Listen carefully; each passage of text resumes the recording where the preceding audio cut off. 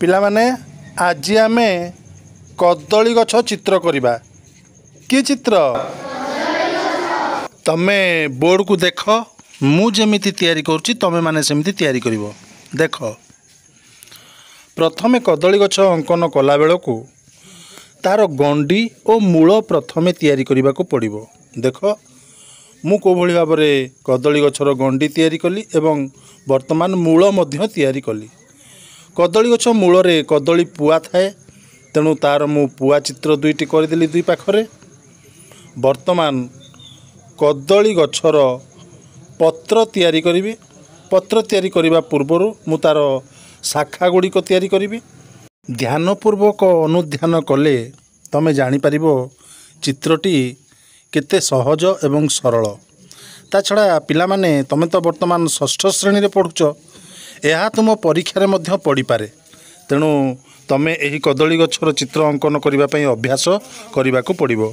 ବର୍ତ୍ତମାନ କଦଳୀ ଗଛର ମୁଁ ପତ୍ର ତିଆରି କରୁଛି। ଦେଖ, କଦଳୀ ଗଛର ପତ୍ର ଗୁଡ଼ିକ ସାଧାରଣତଃ ମଝିରେ ମଝିରେ ଟିକେ ଟିକେ ଚିରି ଯାଇଥାଏ।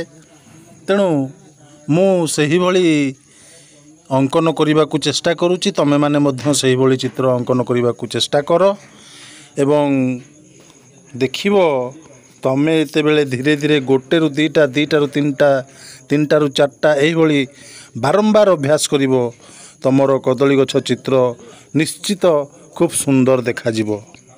ତା ଛଡ଼ା ତମେ ଯଦି କଦଳୀ ଗଛ ଚିତ୍ର ଅଙ୍କନ ପୁରା ଶିଖିଯିବ, ତାହେଲେ ତୁମେ ତମ ଘରର ଦ୍ୱାରବନ୍ଧ ଦୁଇ ସାଇଡ଼ରେ କଦଳୀ ଗଛ ଅଙ୍କନ କରିପାରିବ ଏବଂ ସେଥିରେ ଫେଭିକ୍ରିଲ୍ ରଙ୍ଗ ବ୍ୟବହାର କରି ଚିତ୍ରିତ କଲେ ତୁମ ଘରର ଦ୍ୱାରବନ୍ଧ ସୁନ୍ଦର ଦେଖାଯିବ ଏବଂ ତୁମମାନଙ୍କୁ ଅନ୍ୟମାନେ ମଧ୍ୟ କହିବେ ଯେ, ଆରେ ବାବା, ତୁମ ଚିତ୍ର ବହୁତ ଭଲ ହେଉଛି, ଆସ ଆମ ଘରେ ବି ଟିକେ ଆମ ଦ୍ୱାରବନ୍ଧରେ ଚିତ୍ର କରିଦେବ କଦଳୀ ଗଛର ଚିତ୍ର।